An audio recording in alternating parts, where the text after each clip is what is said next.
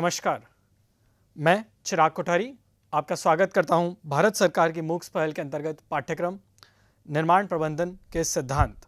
आज का लेक्चर रहेगा निर्माण अनुबंधों के प्रकार पर।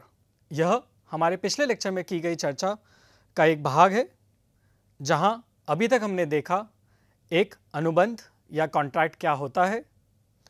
फिर हमने देखा था कि एक अच्छे कॉन्ट्रैक्ट या एक अच्छे अनुबंध में क्या होना चाहिए। आज इसी चर्चा को हम आगे बढ़ाएंगे और देखेंगे कि निर्माण कार्यों में जो अनुबंध प्रयोग में लाए जाते हैं उनके क्या प्रकार हैं। Types of construction contracts. मूलतः अनुबंध अगर हम चाहें तो उन्हें दो प्रकार में बांट सकते हैं।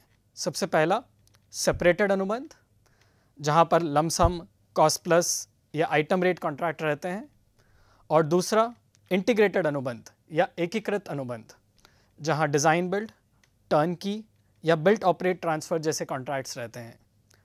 आज के लेक्चर की पूरी चर्चा इन्हीं विभिन्न प्रकार के कॉन्ट्रैक्ट्स पर रहेगी। आइए हम चर्चा को शुरू करते हैं और सबसे पहले देखते हैं एक सेपरेटेड कॉन्ट्रैक्ट क्या होता है। सेपरेटेड कॉन्ट्रैक्ट, यहाँ पर जो हमारे निर्माण कार्य का डिज़ाइन चरण है और जो निर्माण चरण है, डिज़ाइन फेज़ और जो कंस्ट्रक्शन फेज़ है, वह अलग अलग इकाइयाँ करती हैं। इसे डिज़ाइन बिड बिल्ड भी कहा जाता है। आइए इसे हम एक बार समझते हैं। मान लीजिए कोई निर्माण कार्य किया जाना है। जनरली वह कुछ इस प्रकार दिखता है। सबसे पहले एक परियोजना की शुरुआत होती है, प्रोजेक्ट इनिशिएशन होता है। फिर हम डिज़ाइन चरण की ओर जाते हैं। डिज़ाइन चरण के बाद डिज़ाइन का अप्रूवल होता है, फिर निर्माण हेतु टेंडर होता है और फिर निर्माण होता है। जब हम सेपरेटेड कॉन्ट्रैक्ट की बात कर रहे हैं तो जो इकाई डिज़ाइन करेगी वह अलग होती है, और डिज़ाइन के अप्रूवल के बाद जो इकाई कंस्ट्रक्शन करेगी या निर्माण करेगी वह इकाई अलग होती है। किसी भी कार्य के लिए अगर डिज़ाइन फेज़ और कंस्ट्रक्शन फेज़ अलग अलग इकाइयाँ कर रही हैं तो उन्हें हम सेपरेटेड कॉन्ट्रैक्ट कहते हैं। उदाहरण के तौर पर मान लीजिए आप एक घर बना रहे हैं। आपने आर्किटेक्ट और डिज़ाइनर्स की मदद से एक पूरी डिज़ाइन बना ली है।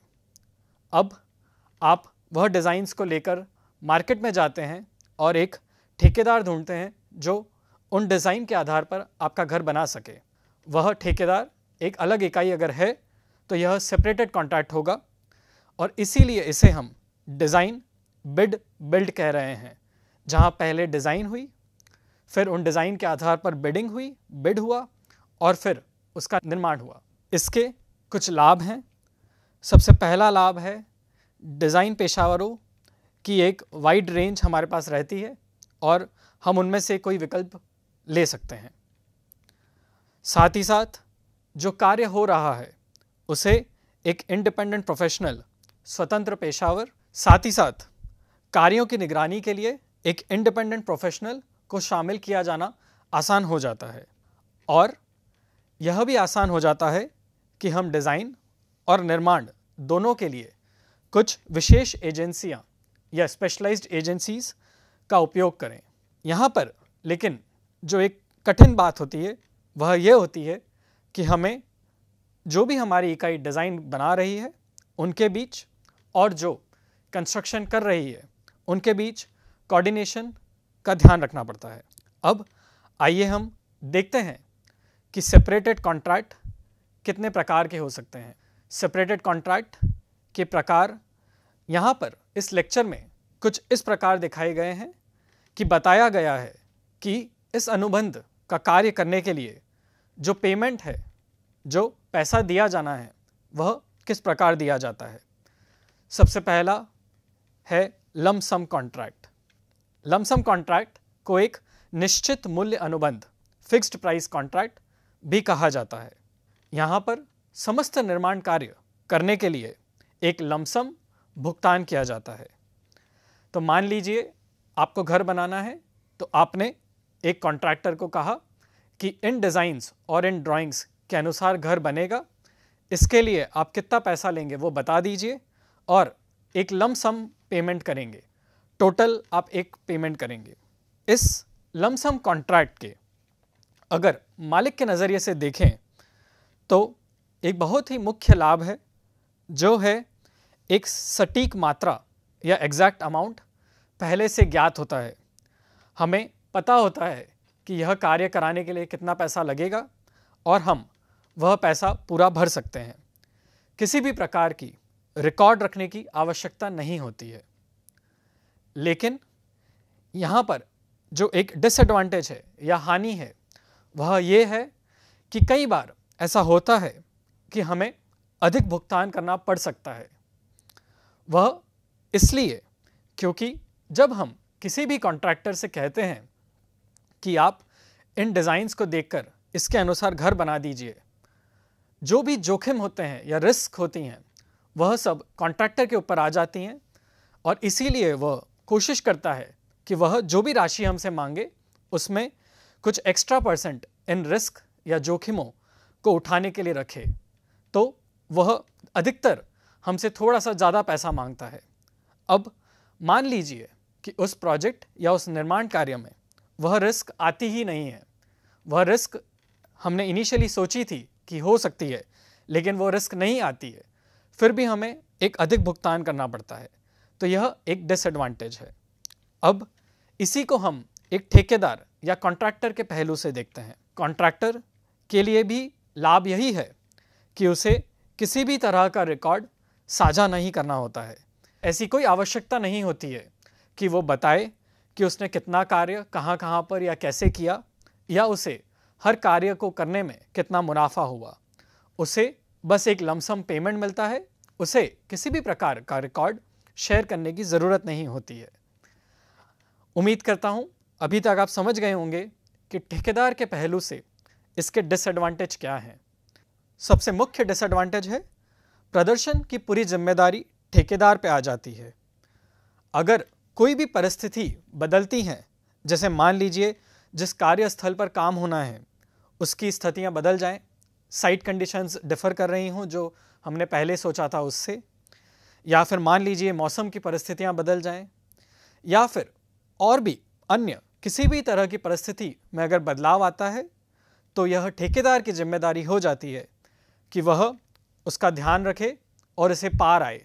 लेकिन इसके लिए मालिक को कुछ भी एक्स्ट्रा नहीं पे करना पड़ता है, किसी भी प्रकार का एक्स्ट्रा पेमेंट नहीं रहता है। अब हम चलते हैं दूसरे टाइप के कॉन्ट्रैक्ट पे, जो है वस्तु दर कॉन्ट्रैक्ट या आइटम रेट कॉन्ट्रैक्ट। अभी तक हमने बात की लमसम कॉन्ट्रैक्ट की, जहां पर एक टोटल पेमेंट हो रहा है। लमसम कॉन्ट्रैक्ट जब अच्छा होता है जब हमारी डिज़ाइन और हमारी आर्किटेक्चरल डिटेल्स पूर्ण तरह से पूरी हो चुकी हो, हमें पता हो कि एग्जैक्टली क्या कार्य हमें कराना है और वह कैसे कैसे होगा। क्योंकि अगर हम पूर्ण स्पेसिफिकेशंस दे पा रहे हैं तो हम उम्मीद कर सकते हैं कि ठेकेदार वह गाइडलाइंस और स्पेसिफिकेशंस को देखेगा और पूरा कार्य करेगा, और वह पहले ही देख पाएगा कि उसे वह कार्य करने में कितना खर्चा होगा। लमसम कॉन्ट्रैक्ट से अलग जो वस्तु दर कॉन्ट्रैक्ट होता है उसे यूनिट प्राइसिंग कहा जाता है, जहां पर हर इकाई या हर गतिविधि का मूल्य निर्धारित कर दिया जाता है और फिर यह देखा जाता है कि हर गतिविधि या वस्तु का कार्य कितना हुआ है, उसकी दर कितनी थी, और उसी के आधार पर पेमेंट किया जाता है। तो मान लीजिए आप एक घर बना रहे हैं। अब उसमें मान लीजिए 5 गतिविधियां आने वाली हैं। पहली गतिविधि हुई एस्केवेशन की या गड्ढा खोदने की। तो अब आप कह रहे हैं कि हम एस्केवेशन का कार्य करने के लिए आपको मान लीजिए 400 रुपये पर क्यूबिक मीटर देंगे। अब जितना भी क्यूबिक मीटर काम होगा, मान लीजिए वह 1000 क्यूबिक मीटर काम होता है, तो 1000 क्यूबिक मीटर को आप जो भी हमारा खुदाई करने का रेट पहले से फाइनल हुआ था 400, उससे मल्टीप्लाई करेंगे और टोटल अमाउंट देंगे। तो इस प्रकार यूनिट रेट में हर गतिविधि जो भी कार्य में आने वाली हैं उनकी एक रेट या उनका एक मूल्य पहले से फिक्स कर दिया जाता है। लेकिन जो क्वांटिटी होती है या जो मात्रा, कितनी मात्रा में वह काम होना है, वह पहले से फिक्स नहीं होता है। जितना जितना काम होता जाता है और जितना कार्य पूर्ण होता है उस हिसाब से पेमेंट होता है। अगर आप मालिक के नज़रिए से देखेंगे तो इसका फ़ायदा है कि ठेकेदार को जो भी वास्तविक मात्रा है, एक्चुअल क्वांटिटी ऑफ वर्क है, उसके हिसाब से भुगतान होता है। मान लीजिए किसी कारण से डिज़ाइन निर्माण कार्य शुरू होने के बाद चेंज होती हैं, मान लीजिए कुछ काम एक्स्ट्रा करना पड़ता है, हो सकता है कुछ गतिविधियां अब नहीं करना पड़ रही हों, तो इन सब कारणों से जो भी चेंज या वेरिएशन आएगा उसका पेमेंट भी उसी हिसाब से एडजस्ट कर दिया जाएगा। जो वास्तविक काम होगा सिर्फ उतना ही भुगतान किया जाएगा। इसका जो एक डिसएडवांटेज या हानि है वह यह है कि मालिक को यह नहीं पता होता है कि कुल लागत या अनुमान कितना होगा, और कभी कभी हो सकता है कि अनुमान से अधिक भी पेमेंट करना पड़े। एक और जो प्रॉब्लम इसके साथ आती है, फ्रंट एंड लोडिंग का जो मुद्दा है, यह एक बहुत ही महत्वपूर्ण मुद्दा है। अगर मैं आपसे कहूं कि आपके पास दो ठेकेदारों ने एक टेंडर दिया है जिसका मार्जिन सेम है, मान लीजिए दोनों में उन्हें टोटल प्रोजेक्ट का सिर्फ 10% मार्जिन प्रॉफिट ही हो रहा है, फिर भी मैं कहूं कि एक पर्टिकुलर कॉन्ट्रैक्टर या ठेकेदार को ज़्यादा फायदा हो रहा है और दूसरे को कम हो रहा है, तो सोचिए यह कैसे हो सकता है। यह पॉसिबल है फ्रंट एंड लोडिंग के कारण।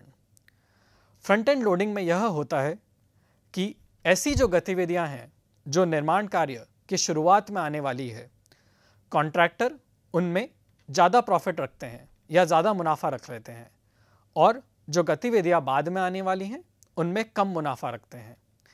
इससे होता यह है कि जो कार्य पहले होना था, जब वह कार्य पूर्ण हो जाता है तो मालिक को पैसा देना होता है और मालिक ज़्यादा पैसा शुरुआत में देता है, और जो कार्य बाद में होना है जिसमें मुनाफा कम है वह ठेकेदार बाद में करता है और उस टाइम पे पेमेंट कम बचा होता है।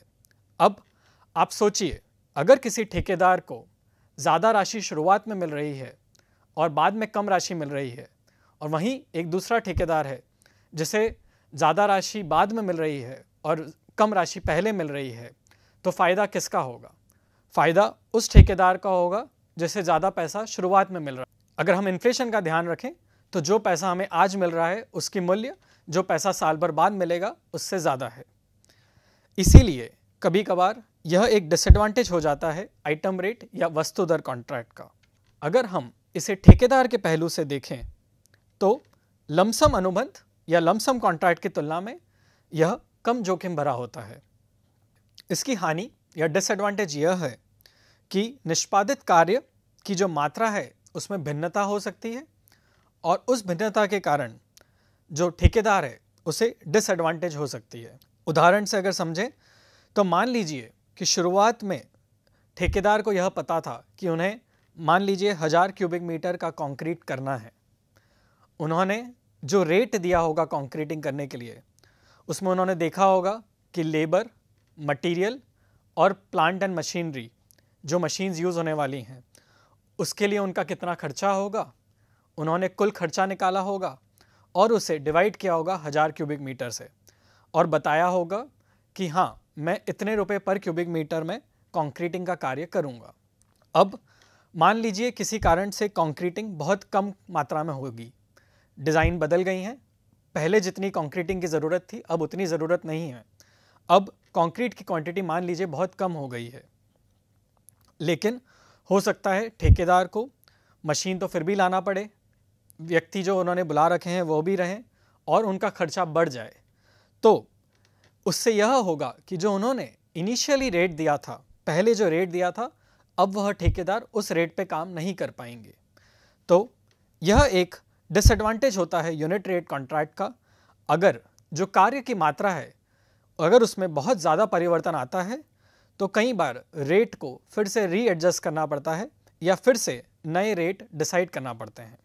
चलिए अब हम तीसरे प्रकार के कॉन्ट्रैक्ट पे चलते हैं, जो है कॉस्ट प्लस परसेंटेज कॉन्ट्रैक्ट, लागत आधिक्य कॉन्ट्रैक्ट। इसे लागत अनुबंध भी कहा जा सकता है। यहाँ पर ठेकेदार को कुल लागत के ऊपर एक परसेंटेज मार्कअप दिया जाता है। इसमें कहा जाता है कि जो भी कार्य किया जाएगा उसकी जो भी लागत आती है, मान लीजिए 100 रुपये किसी चीज़ की लागत आती है, तो उसके ऊपर एक फिक्स परसेंटेज ठेकेदार को मिलेगा। मान लीजिए वो परसेंटेज 10% है, तो 100 के ऊपर 10% एक्स्ट्रा 10 रुपये जो हैं वह ठेकेदार को मिलेंगे। तो इस प्रकार के कॉन्ट्रैक्ट में यह कहा जाता है कि आप पूरा कार्य करिए, जो जो आपका खर्चा हो वह खर्चा आप लिखते जाइए और उसका आप डॉक्यूमेंटेशन करिए।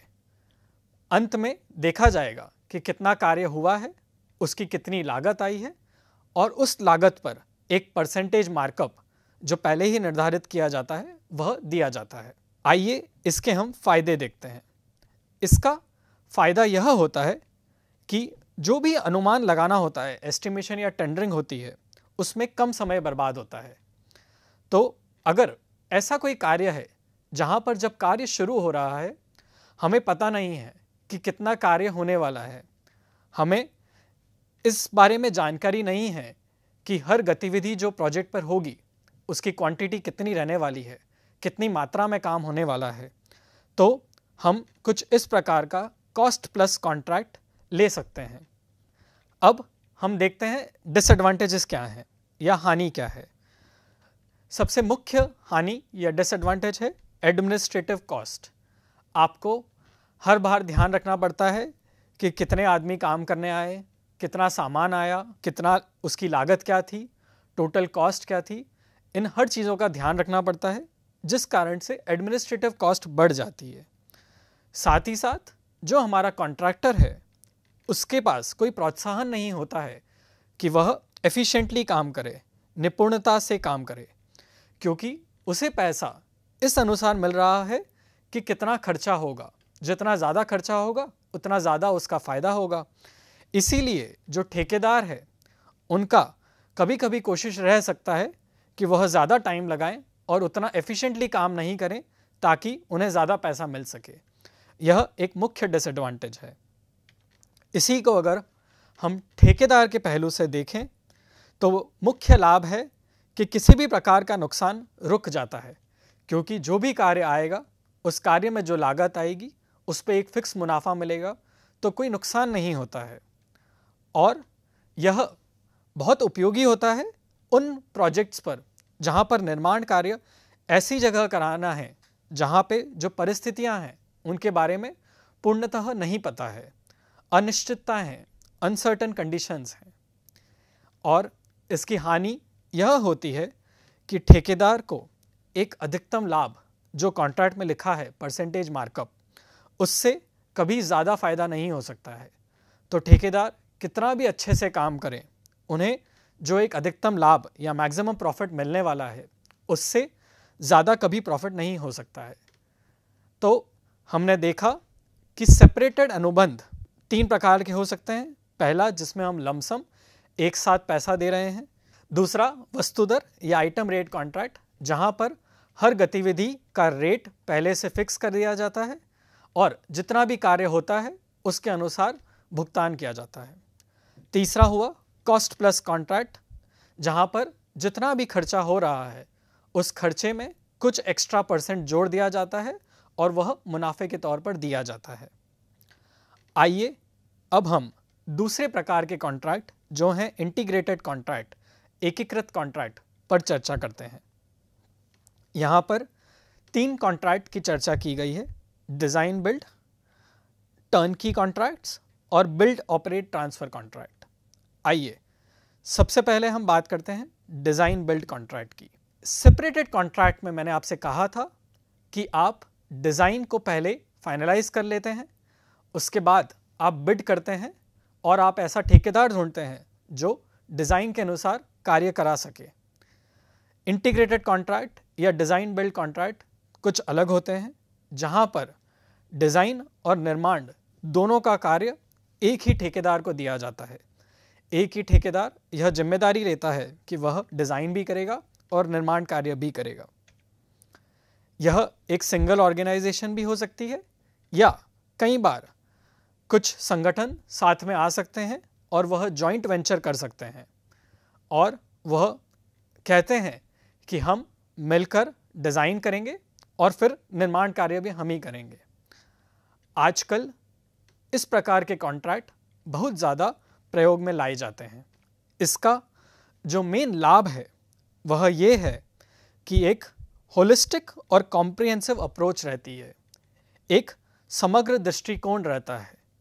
जो डिज़ाइन कर रहे हैं उन्हें पता है कि निर्माण कार्य भी उन्हें ही करना है, जो निर्माण कर रहे हैं वह डिज़ाइन कार्य में भी इन्वॉल्व होते हैं। इससे होता यह है कि शुरुआत से एक होलिस्टिक अप्रोच रहती है और यह सुनिश्चित किया जा सकता है कि जो डिज़ाइन कराया जा रहा है या जो डिज़ाइन हो रहा है उसे निर्माण करने में कोई मुश्किल तो नहीं आएगी। एक ही इकाई डिज़ाइन और निर्माण दोनों कर रही होती है, इसीलिए कम विवाद या मुकदमे होते हैं, लॉ सूट्स कम हो जाते हैं। जो हमारा मालिक है उसे डिज़ाइनर और जो निर्माण कार्य कर रहा है कॉन्ट्रैक्टर, उनके बीच वार्तालाप नहीं कराना पड़ता है बार बार। एक सिंगल पॉइंट ऑफ कॉन्टैक्ट होता है, तो मालिक के लिए आसान हो जाता है कि वह काम को सक्सेसफुली कंप्लीट करवा पाए। चुनौतियाँ आती हैं ठेकेदार के चयन में। एक ही ठेकेदार डिज़ाइन और निर्माण कार्य दोनों करेगा। ऐसे बहुत कम ठेकेदार हैं जो इस तरह का कार्य कर पाते हैं और जो पूरी जवाबदारी है वह उसी ठेकेदार पर आ जाती है।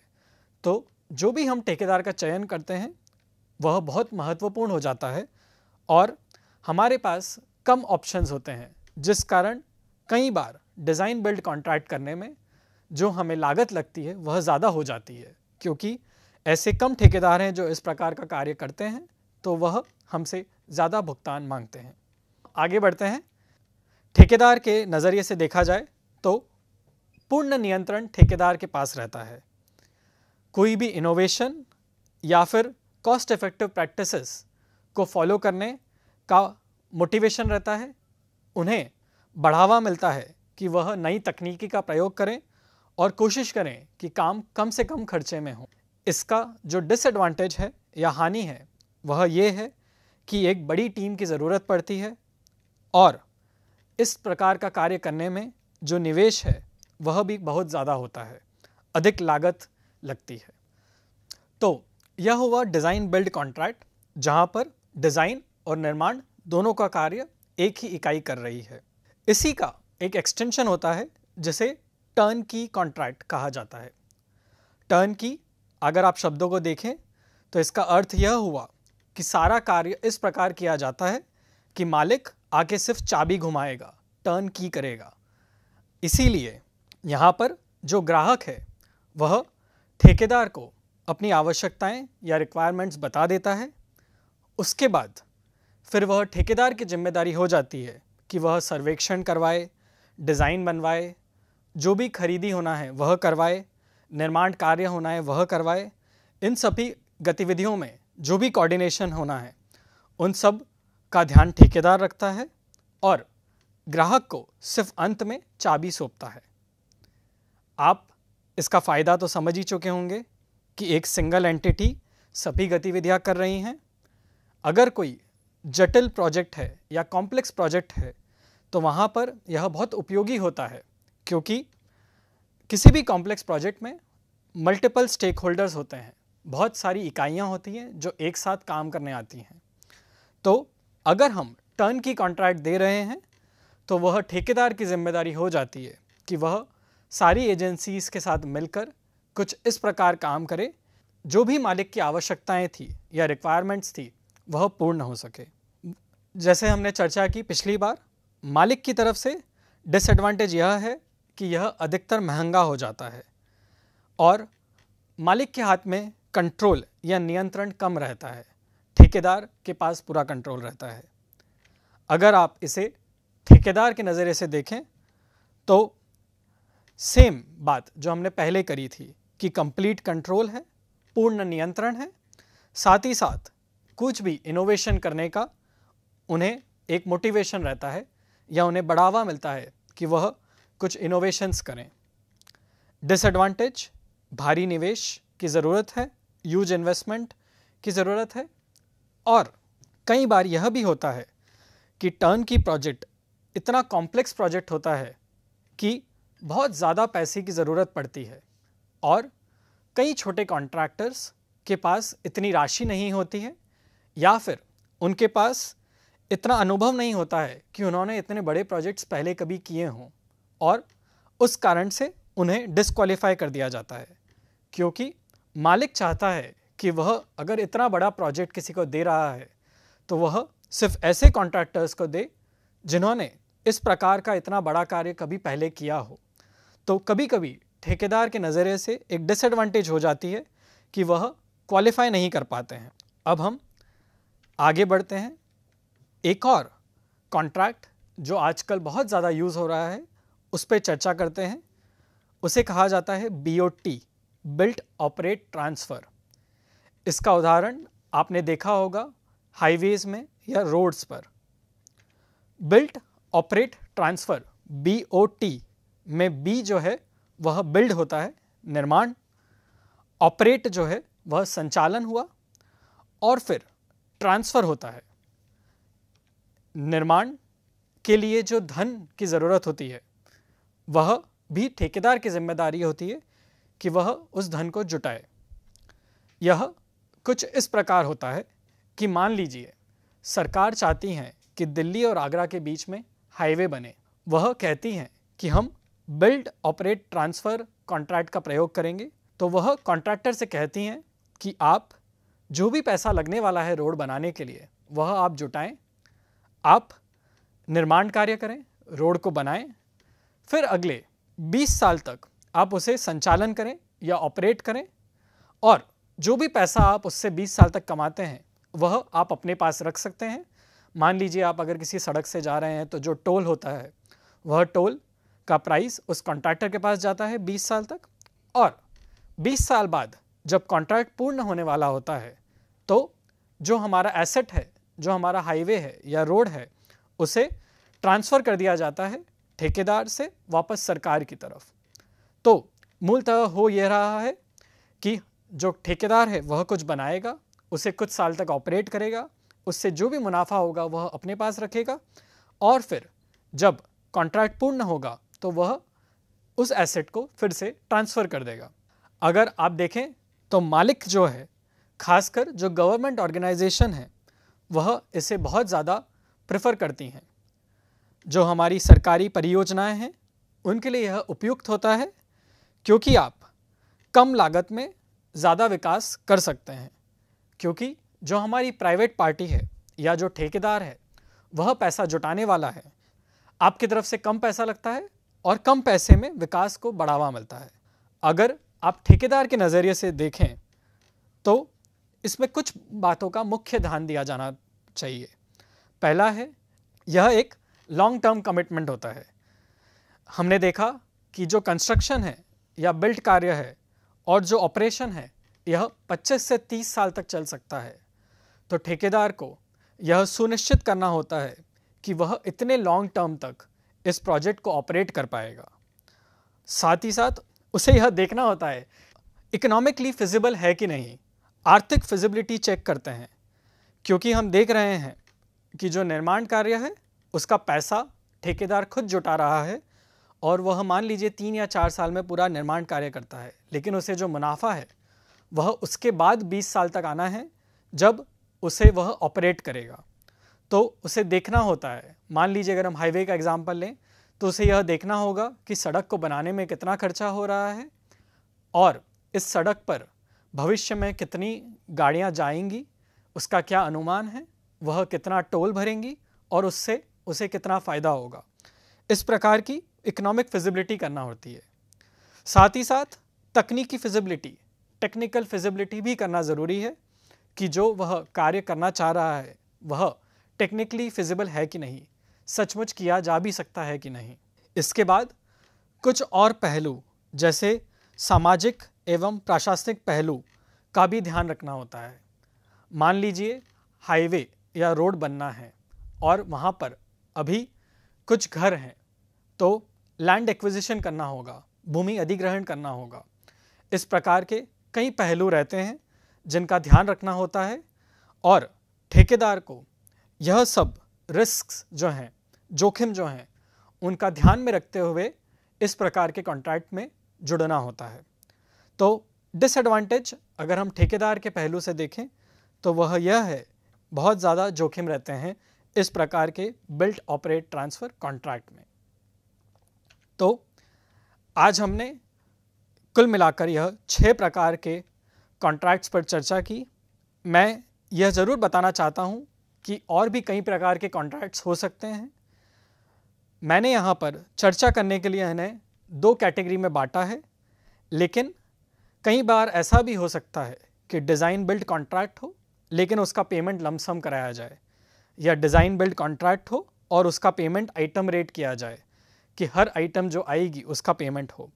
तो यह कॉन्ट्रैक्ट्स एक दूसरे के साथ मिलजुल कर भी कई बार एक नया कॉन्ट्रैक्ट बना सकते हैं। इसके अलावा कुछ और कॉन्ट्रैक्ट्स हैं जैसे DBFOT या फिर रेनोवेशन कॉन्ट्रैक्ट या फिर मेंटेनेंस कॉन्ट्रैक्ट, जिनके बारे में हमने आज चर्चा नहीं की है।